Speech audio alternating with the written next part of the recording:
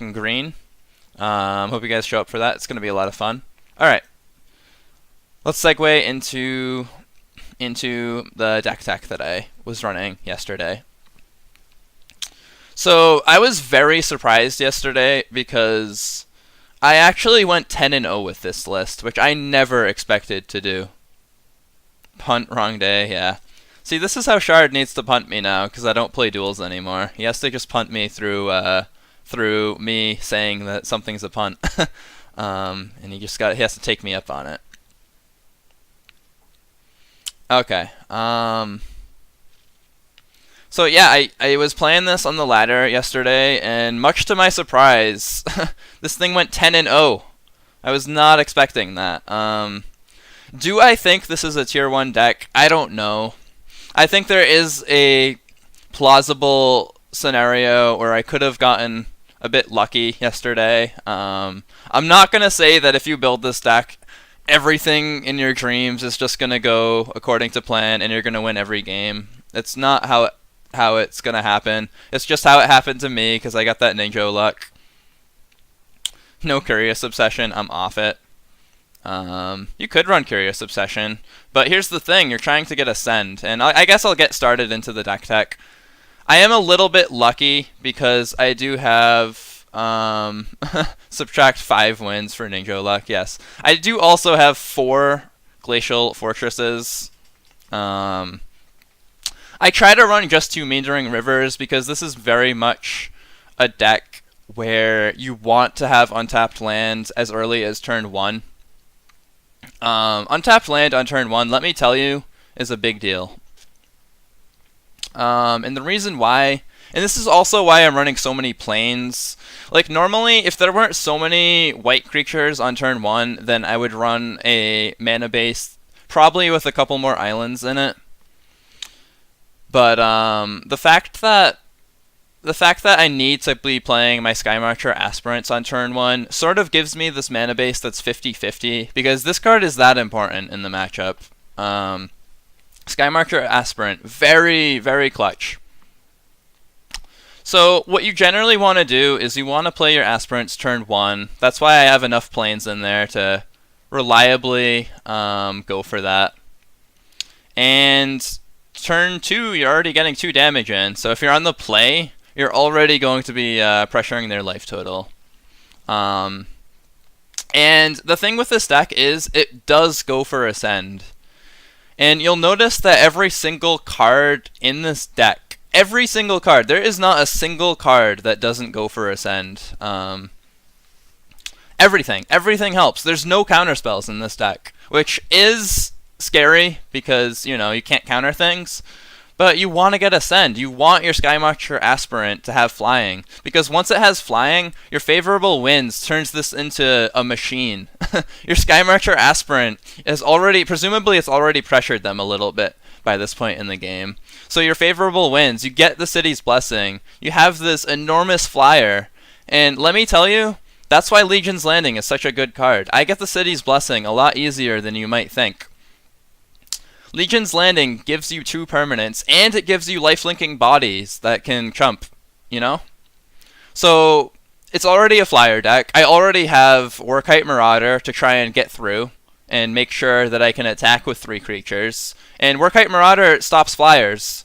If they have a flyer in my Workite Marauder attacks, that flyer loses all abilities. It no longer has flying. So, I get to attack with 3 creatures, my Legion's Landing flips. I generally get a lot closer to Ascend when these kind of plays happen. And I get into these board states where every turn I can just make a 1-1 chumper while I'm racing in the air. Not just a 1-1 chumper, a 1-1 chumper with lifelink. That's a very important word, lifelink. Because I'm racing. I'm trying to get your life total to 0. I'm going as fast as I can. And when I have a Legion's Landing, whew, that really tips the scales in my favor. Every time you attack, I can just chump with a lifelinker, gain 1 life. And it's not like this deck is slow. This deck's pretty fast. Look at all the 1-drops. I've got 11 of them. 11 1-drops. My Baffling Ends, guess what? I can kill any of your best Merfolk and I can get towards the City's Blessing even faster. I think that's really good. And I do think I got a little lucky to go 10-0. I am not saying this is a tier 1 top tier, this is going to win you every single game kind of deck. I did get lucky, but I also think there's an element of skill involved. Like, I think that this deck's good is what I'm trying to say. I think this deck is good. Like, just because I got a little lucky doesn't mean this is a bad deck. What did I play against? Good question, Eugenides. So let me go to my notes. So my first matchup was against Golgari Control. My second matchup was against Golgari Dinosaurs. My third matchup was against Dinosaurs. Fourth matchup was Naya Dinosaurs. Fifth matchup was Merfolk. Sixth matchup was Merfolk. Seventh matchup was Golgari Control. Eighth matchup was Golgari Explorer. Ninth matchup was Merfolk. And 10th matchup was Dinosaurs. And keep in mind, I am in Masters 1. I am facing top tier decks. It's not like I'm at a low tier when this happened. I'm facing the best of the best. So that is what I faced. All of the Masters 1 type decks. And I do want to preface that matchmaking is a little weird. So I did face Sharda a bunch yesterday, or twice. No, it was 2 days ago. I faced him 2 days ago, and I faced him twice. And I don't believe he is Masters 1, so the ranking system is a little weird. I'm not sure how it works. I could be wrong when I say I'm facing, top-ranked decks, but I feel like the decks I were facing were all competitive. They were getting turn 2 Deep-Root Elites on me, and it was working. I was faster. Okay. Anyway. Other synergies with this deck. King Jolly's Sunwing is an absolute champ. One thing that's really cool, and I know vehicles aren't the most prominent thing in the meta right now, but I was facing, and I'll show you guys the card because I honestly can't remember the name of it. It's an artifact that relies on Explore. Shadowed Caravel, Fell Flagship, those kind of cards really get nerfed by King Jolly Sunwing. So essentially, they had a Shadowed Caravel out, and I played King Jolly Sunwing, and because they have to crew it, they can't crew it, You have your creature come in tapped, and then you just can't even attack with your Caravel, and it feels so bad for the opponent. Additionally, it's not just good for that reason. Your Skymarcher Aspirant, there's going to be a portion of the game where he can't fly. Skymarcher's Aspirant doesn't grow wings until you have the City's Blessing. Looks like Eugenides is taken off. Alright, take care, Eugenides. But anyway, as I was saying, King Jolly Sunwing helps your Skymarcher Aspirant while he is trying to grow wings, because their creatures are going to come in tapped, which gives your... Oops, did I take out a land? God darn it. I took out a land. I definitely right-clicked on a plains. Anyway, King Jolly Sunwing, it's going to let your Skymarcher get in more attacks. And that's a good thing. Your Siren Stormtamer, it's going to protect all of these guys. Your Roykart Marauder can also help your Skymarcher Aspirant get in attacks. I had a couple board states like that where I turn 1 Skymarcher Aspirant, turn 2 I attack, turn and play Workite Marauder. Turn 3 I attack with Workite Marauder and Skymarcher Aspirant, and whatever creature they have is an 0-1. So naturally, if they block Skymarcher Aspirant, they'll just die. And that's really good. Because the City's Blessing is so easy for me to get, because everything is a permanent, I think Resplendent Griffin is actually not bad. I think you're doing it wrong if you're going for tons of Resplendent Griffins. I think 3 is the right number, because you do want 4 Sunwings more than you want 4 Griffins. Resplendent Griffin is a little bit janky, and having Dinosaurs come in tapped right now has been quite effective for me. I know Odapect Huntmaster is a very popular card in the meta right now, and Kinjali Sunwing combats that. It also combats Regisaur Alpha, which I was able to do yesterday. I did face down some Regisaur Alphas, and it didn't matter, because I just play, Kinjali Sunwings, and it was just helping. How often do I go off with Resplendent Griffin? Not too much. The thing with Resplendent Griffin is normally by the time I'm attacking, I already have their life total pressured enough where he only gets to ascend a couple of counters onto him. So there could be an argument where I can take Griffin out, but I kind of like the body. I like the fact that it turns into a 3-3 when it attacks, as long as you have the Blessing. I think it's interesting. And yeah, I don't mind it. You might argue that I should run 4 Dreamcaller Siren, but I think that's a bad argument.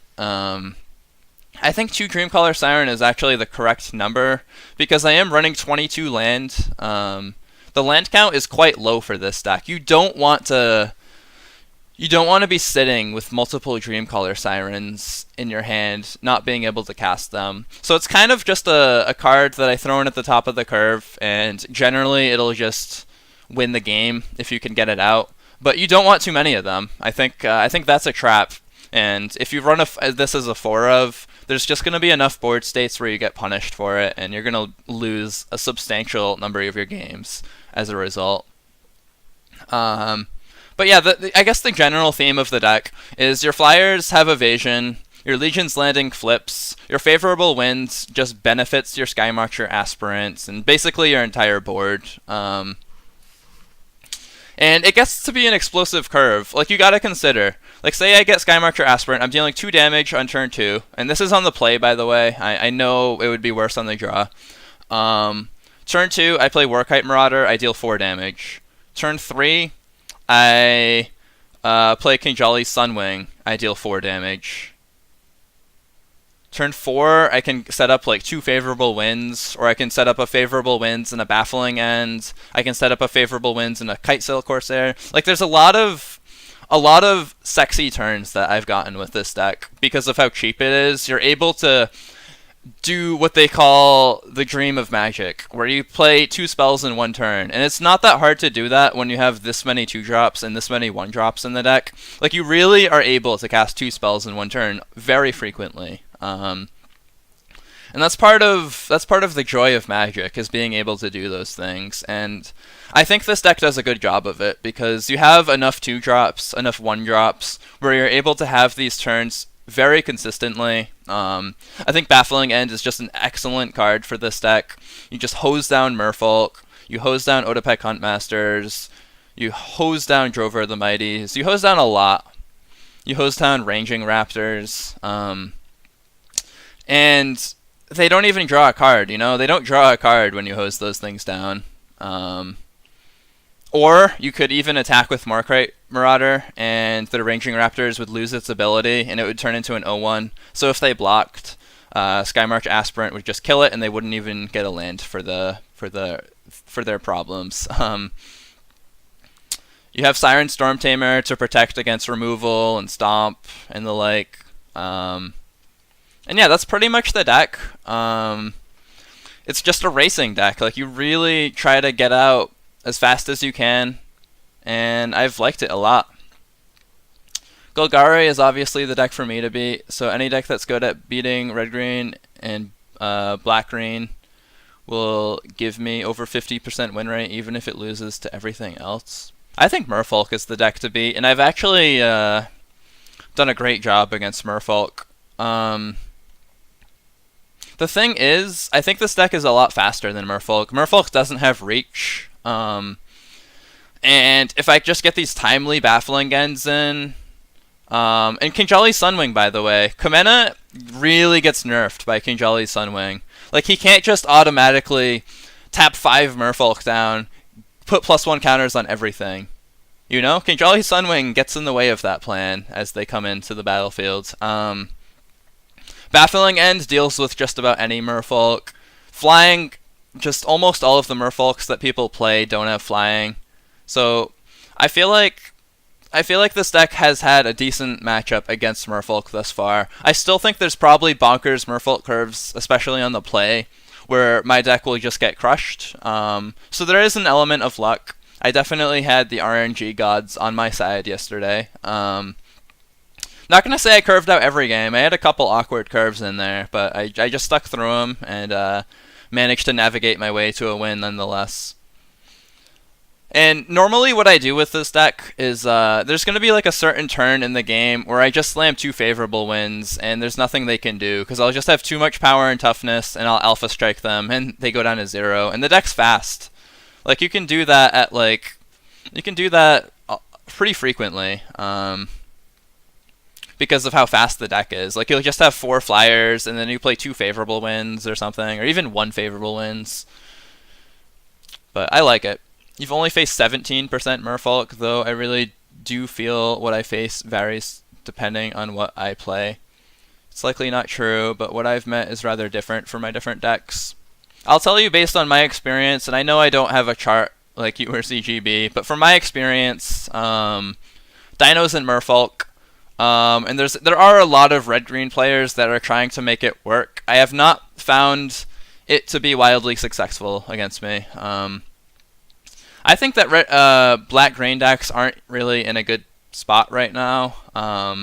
Generally, when I face them, I feel like 60-40 that I'm gonna win, maybe even 65-35. Like, I feel pretty comfortable against them, even with my dinosaur decks. Like, there's a lot of decks where I go up against it and I feel fine. I'm not saying all the time. It's not like they're awful. They can still beat you with a somewhat respectable ratio, like 40%.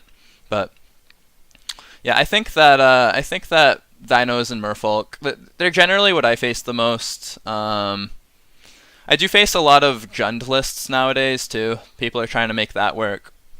But anyway, getting a little derailed by meta talk. I do actually plan on doing a meta video, not for Arena currently, but what I think the meta will be after Amonkhet and Hour of Devastation rotate in. But that's a conversation for another time. I hope you guys enjoyed this deck tech. I would recommend trying it out.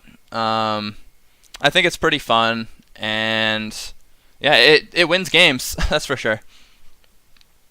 Anyway, that's about all I have to say for today. I'll be back on Tuesday. So stay tuned for that, 1 p.m. Eastern Standard Time, as usual. And yeah, thanks for watching, and I'll see you next time. Thanks.